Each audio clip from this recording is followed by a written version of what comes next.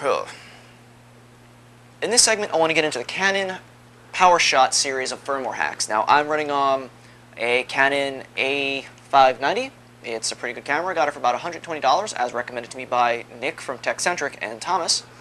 Now, I'm not going to get into the features of CHDK. We'll get into that in a minute. But the reason for using it is it unlocks a lot of power from the camera itself.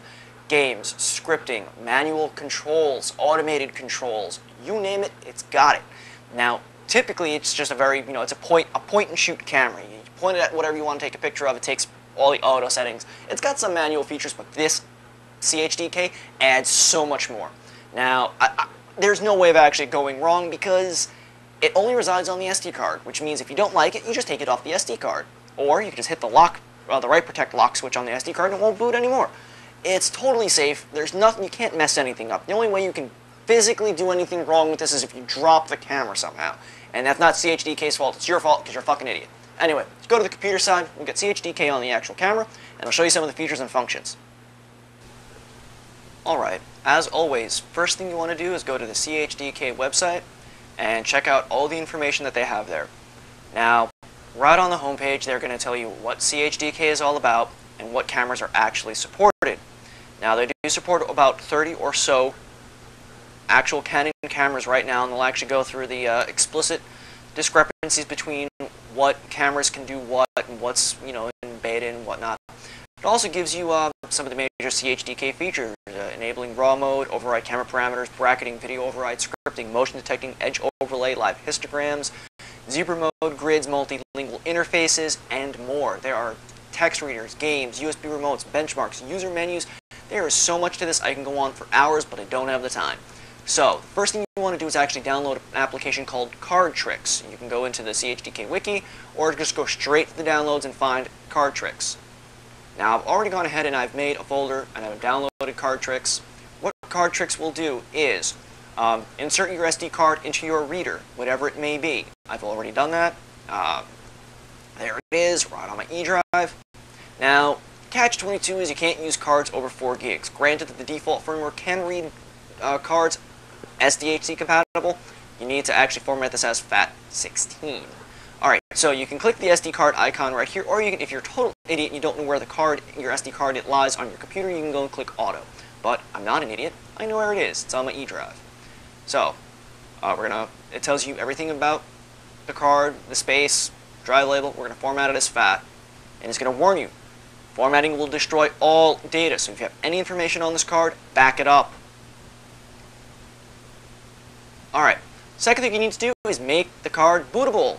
Click the Make Bootable tab, and it says, card is now bootable in Canon cameras. Do not forget to set the write protect on the card. Slide the tab up away from the electric connectors to take advantage of this feature. Basically what it's telling you is to enable CHDK, you need to actually enable the write protect lock on the SD card.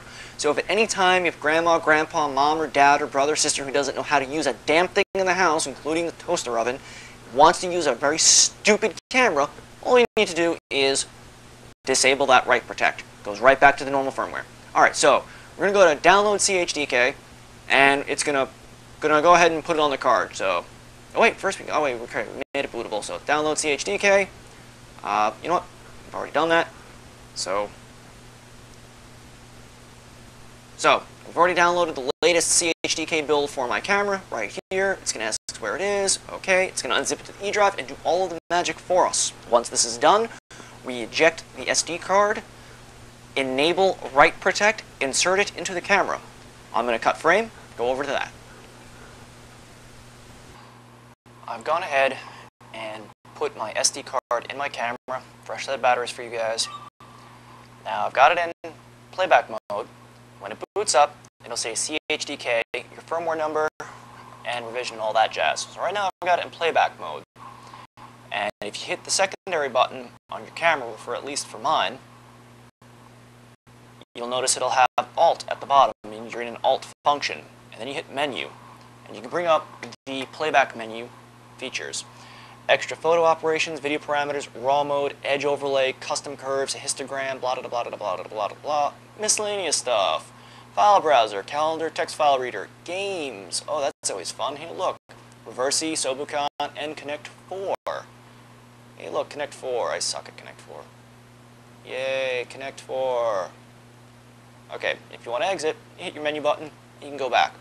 Show splash screen on load, startup sound, use zoom buttons for manual focus, disable LCDs, what your drawing palette should be, show how much memory you've got left, make the card bootable, debug parameters, remote parameters. There's a lot of stuff in here. So you know what, I'm going to go back into video mode, and here's the typical camera. Now, I'm actually going to, we've got the typical stuff of a camera. We've got the viewfinder, we've got the exposure and the f-stop. So we're going to hit secondary function. And you notice now that we've got a battery meter, how much space we have on the card left, the time of day. So we're going to hit our alt function, and notice the bottom says default script loaded. We're going to hit function set, and we can actually load alternate scripts. Those scripts could be security scripts that detect motion, stop motion animation, time-lapse, whatever. Actually, go to the CHDK wiki, and it'll explain what actual formats of scripting it actually supports. I know it has a version of basic, LUH, and a custom one. So we're going to go back a menu, try to. Alright, so hitting Alt in the menu brings to the main menu.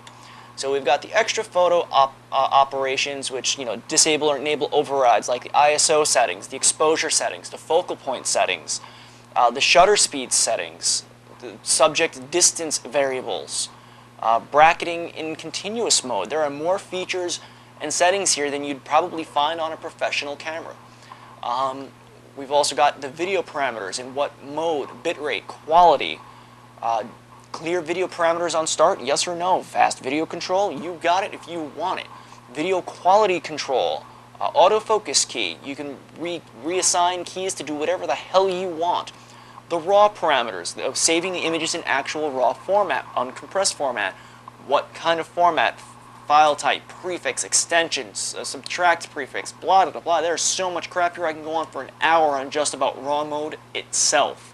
This, if you want to get into pro photography with a low-end camera, this would be the one to use. It's got edge overlays. I really don't mess with that too much. Custom curves, don't mess around with that too much. Histogram parameters. I like the histogram. The histogram will actually, the way I have it set up is, not only will it show me a histogram of what's in the area, if you notice now I've got that actual histogram that'll change depending on the lighting. It'll actually tell me how much in an RGB setting it'll actually be exposed to the actual CCD right here. But right this black block, I've got the light to my living room really low right now, but that little square that actually shows you what you're going to be pointing at actually gives you a digital zoom of what you're taking a picture of. You can quite literally change the f-stop, the focal point, the zoom, the exposure, everything in here. What you see on screen, what you don't see on screen. And everything is completely safe. If you don't like any of these features and you don't want to see them anymore, or you want to give mom and pop the camera to take some quick shots of whatever the hell, take the SD card out, disable the write protect, you boot right back up to the normal firmware. Now, these are just some of the basic features of CHDK.